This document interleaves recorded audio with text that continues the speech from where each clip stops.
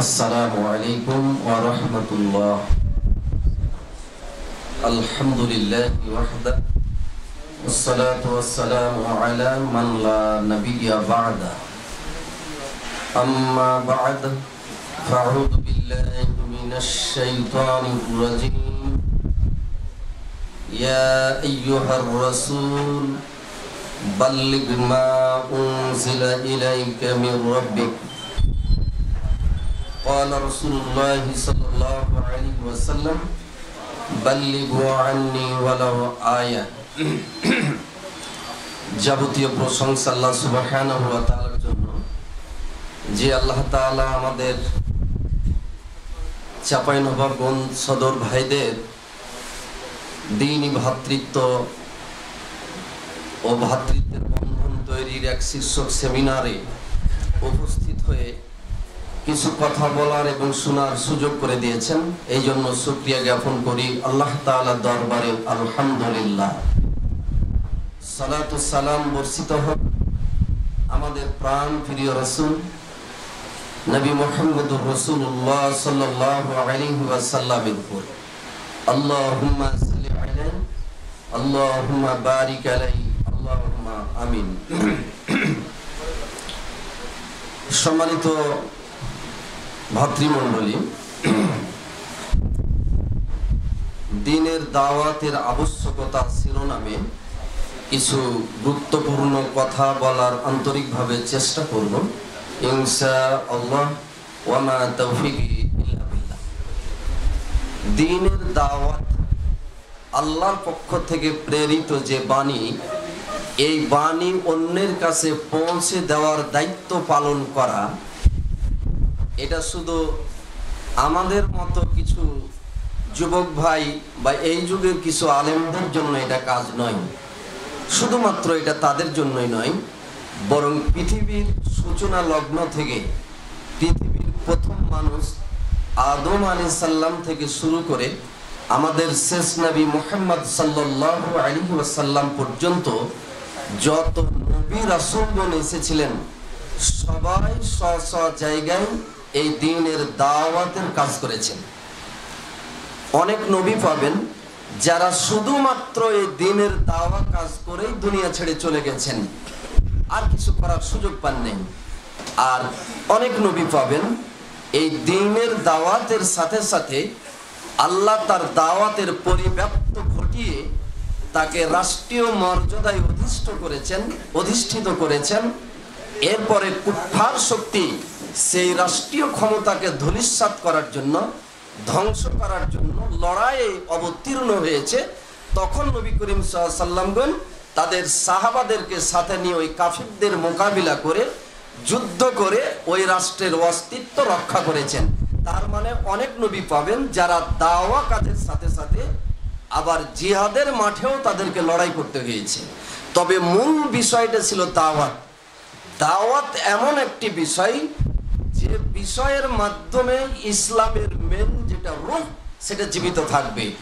দাওয়া কাজ যদি বন্ধ হয়ে যায় তাহলে ইসলামের রূহ নষ্ট হয়ে যাবে, মানুষ স্বেচ্ছাচারী হয়ে যাবে, মানুষ প্রবৃত্তির অনুসারী হয়ে যাবে, মানুষ মন মতো সমাজে চলবে।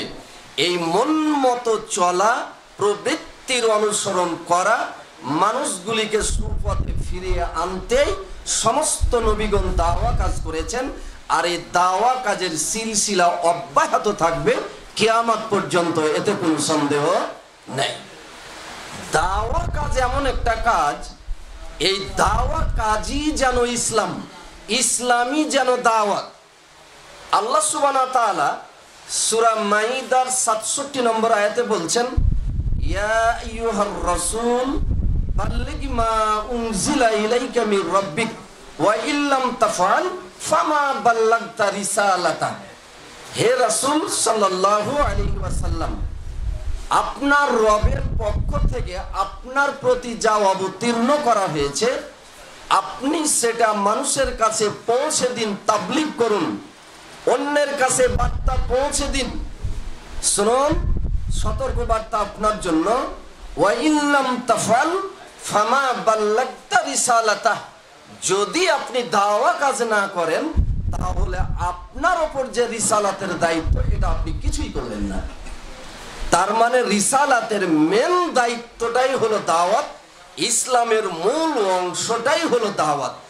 দাওয়াত ছাড়া ইসলামকে সঠিক জায়গায় রাখা, বাস্তবায়ন করা, আমল করা, ভুল পথের মানুষগুলিকে সঠিক পথে ফিরিয়ে আনা সম্ভব নয়।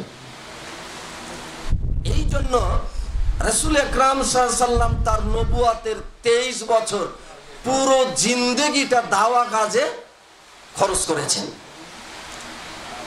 আর এই দাওয়া কাজে যখন আমরা অবহেলা করব, অলসতা করব, দাওয়া কাজ এমন একটা জিনিস, যখন দাওয়া কাজের যোগ্য ব্যক্তিরা অলসতা দেখাবে তখন তারা তো ধ্বংস হবে, আম পাবলিক জনতা সবাই ধ্বংস হবে। ওই যে হাদিসের মধ্যে আসছে যে দ্বিতল বিশিষ্ট একটা জাহাজ, নিচতলে কিছু লোক আছে, ওপর তলায় কিছু লোক আছে। ওপর তলায় আছে পানির ব্যবস্থা, নিচতলের মানুষেরা ওপরে যায় পানি আনতে, এতে ওপরের মানুষের বিরক্ত। শেষে নিচের একজন লোক জাহাজ ফুটা করা শুরু করেছে। তাকে বলা হলো এ কাজ কেন করেন? বলে পানির দরকার। আল্লাহ রাসূল সাল্লাল্লাহু আলাইহি সাল্লাম বলছেন, এখন যদি লোকজন এসে সবাই তার হাতকে চেপে ধরে, জাহাজ ফুটো করতে না দেই, তাহলে সবাই বাঁচবে। আর তাকে যদি ছেড়ে দেয়, যা ইচ্ছা তুমি করো, তাহলে সবাই ধ্বংস হয়ে যাবে। কথা ঠিক কিনা? তার মানে দাওয়া কাজ যদি সমাজের এক শ্রেণীর মানুষ করে, আলহামদুলিল্লাহ সবাই বাঁচবে। আর দাওয়া কাজ কেউ যদি না করে, সবাই বন্ধ করে, সবাই ধ্বংস হয়ে যাবে। আরেকটা হাদিসের বর্ণনায় আছে, যখন যোগ্য ব্যক্তিরা, দায়িত্বশীল ব্যক্তিরা কোনো অন্যায় অপছন্দনীয় কাজ সমাজে সংগঠিত হয়, অথচ এটাকে দূরীকরণের কাজ করে না, দাওয়া কাজ করে না, তখন আল্লাহ রাব্বুল আলামিন সকলকেই তখন শাস্তির আওতায় নিয়ে আসেন। এই জন্য দাওয়া কাজের যারা যোগ্য তাদেরকে এই কাজে জোরালো ভাবে আঞ্জাম দেওয়াটা উচিত। আরেকটা হাদিস আছে, রাসূলুল্লাহ সাল্লাল্লাহু আলাইহি ওয়াসাল্লাম একদিন স্বপ্নের ব্যাখ্যা দিতেছেন, স্বপ্নের বর্ণনা দিতেছেন। সেখানে বলছেন, এক পর্যায়ে তিনি একটা দৃশ্য দেখলেন। এক ব্যক্তি একটা পাথর নিয়ে দাঁড়িয়ে আছেন, ওখানে একজন ব্যক্তি চিত হয়ে শুয়ে আছে।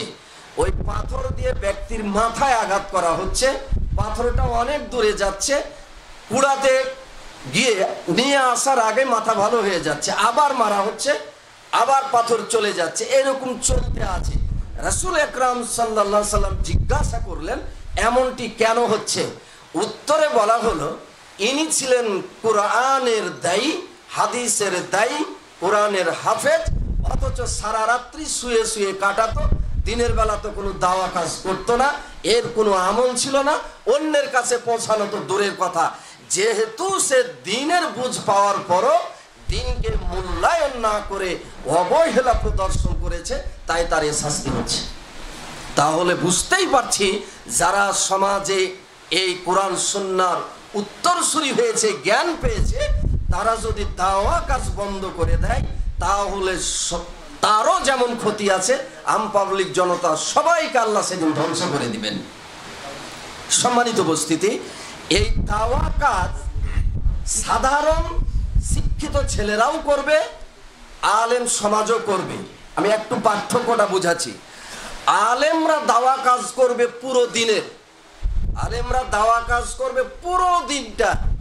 আর সাধারণ কলেজ পড়ুয়া শিক্ষিত ছেলেরা, এরা দাওয়া কাজ করবে যেগুলি কমন দাওয়াত, সেগুলি যে দাওয়াতে বিতর্ক তৈরি হবে, যেটার জবাব দলিল দিয়ে তারা দিতে পারবে না, এই দাওয়া কাজ তারা করবে না। দাওয়া কাজ সমগ্র দিনের করবে আলেমরা, আর ওরা করবে কমন। যেমন 5 ওয়াক্ত সালাত আদায় করতে হবে, এটা কমন দাওয়াত।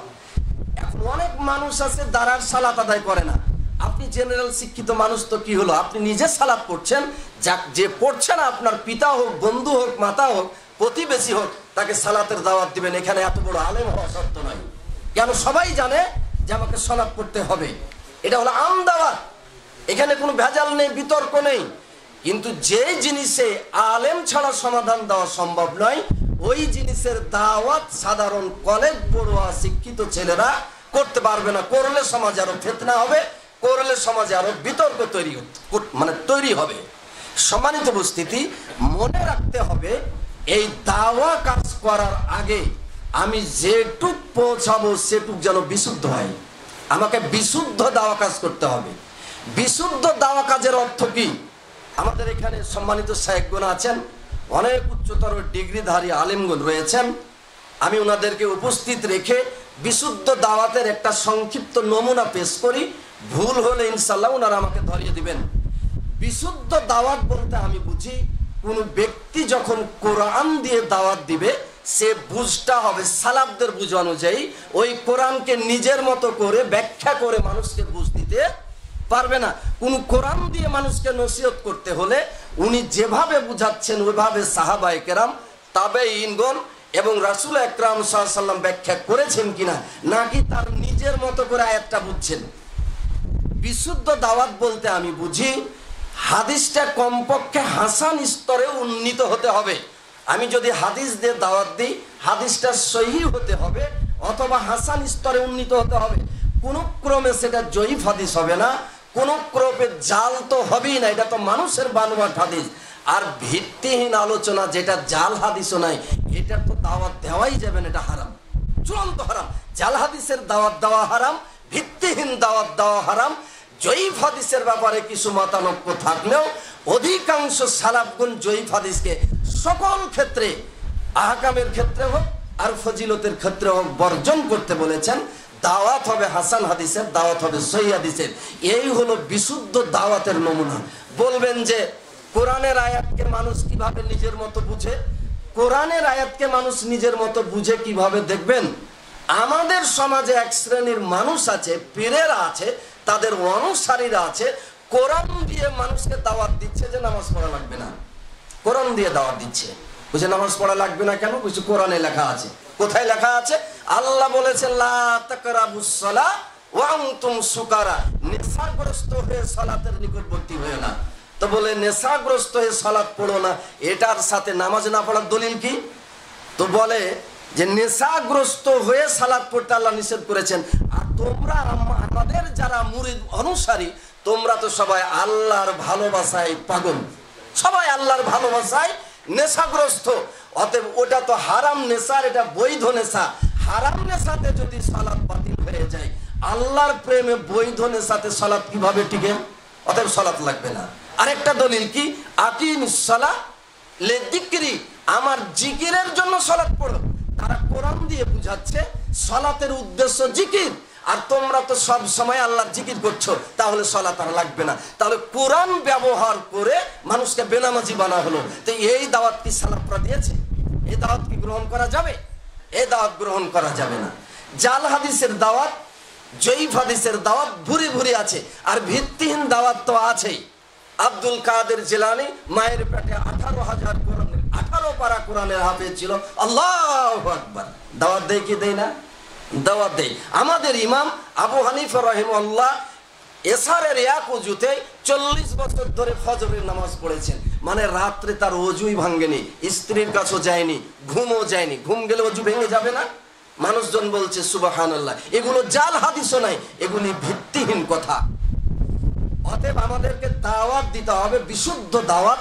অন্তত আমি একটাও বাণী যদি জানি, বাল্লিগু আন্নি ওয়ালাউ আয়া, সেটা রাসূলের পক্ষ থেকে হয়, আল্লাহর বাণী হয়, সহিহ বুঝটা আমার জানা থাকে, আমি সাধারণ শিক্ষিত হই, তদুপরি আমাকে দাওয়াত দিতে হবে।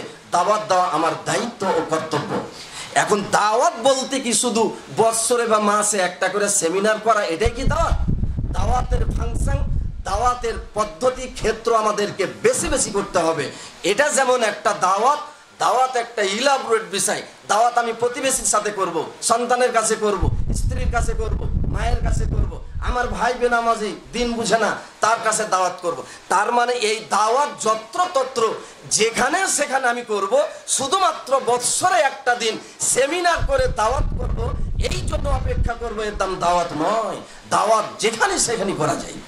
বর্তমান বিশ্বে মানুষ যে হারে দিন বিমুখ, দিন থেকে দূরে আছে, তাতে দাওয়া কাজ বেশি বেশি যত্রতত্র যেখানে সেখানে শিখান আমাদের করা উচিত, তবে সেটা হিকমতের সাথে করতে হবে, প্রজ্ঞা থাকতে হবে। যিনি দাওয়া কাজ করবেন তার কয়েকটা শর্তের দুই একটা শর্ত বলি। যিনি দাওয়া কাজ করবেন তাকে আমলদার হতে হবে, তাকে আমলদার হতে হবে। তিনি নিজে আমল করবেন, অন্যকে বলবেন, নিজে আমল করবেন না অথচ মানুষকে বলবেন, এই দাওয়ার প্রভাব পড়বে না। যিনি দাওয়া কাজ করবেন তাকে একনিষ্ঠ হতে হবে, নির্ভীক হতে হবে, সৎ সাহসী হতে হবে। কমিটির ভয়ে চাকরি চলে যাবে তাই এগুলি বলবো না, বলতে গেলে আমি এই যে সাহস হারা, ইমান হারা, আল্লাহর উপর ভয় না, আল্লাহর ব্যাপারে সৎ সাহস না থাকা আমাদের দাওয়া কাজের অন্যতম একটা অন্তরায়। যিনি দায়ী হবেন, খতিব হবেন, তার উচিত নির্ভীক হওয়া, আপসীন হওয়া, সৎ সাহসী হওয়া। যেভাবেই থাকি না কেন আমি আমার দায়িত্ব পালন করি, আল্লাহর কাছে জিজ্ঞাসিত হতে হবে, আমি কোরআন হাদিসের সহি দাওয়াত মানুষের কাছে পৌঁছে দিব। এইভাবে যদি সৎ নিয়তকে পরিশুদ্ধ করে হিকমার সাথে নির্ভীক হয়ে দাওয়া কাজ করতে না পারি, তাহলে আমরা ব্যর্থ হব, এ দাওয়ার কোনো মানে হবে না। আর দাওয়াত দিতে হবে আন্তরিকতার সাথে, ভালোবাসা দিয়ে, কারো ওপর অভিমান করে নয়, কারো ওপর রাগ করে নাই। রাগ করে আমার দাওয়াতের গতি বেড়ে গেল, তারপর অভিমান করে দাওয়াতের গতি বেড়ে গেল, এই দাওয়াত আল্লাহ কবুল করবে না। দাওয়াত হতে হবে খালেস অন্তরে, আল্লাহকে ভালোবেসে। আল্লাহ তাআলা যেন কবুল করেন, আল্লাহুম্মা আমিন। আজকের প্রোগ্রাম আল্লাহ তাআলা যেন কবুল করেন, আল্লাহুম্মা আমিন। ওয়া আখিরু দাওয়ানা আলহামদুলিল্লাহি রাব্বিল আলামিন। আসসালামু আলাইকুম।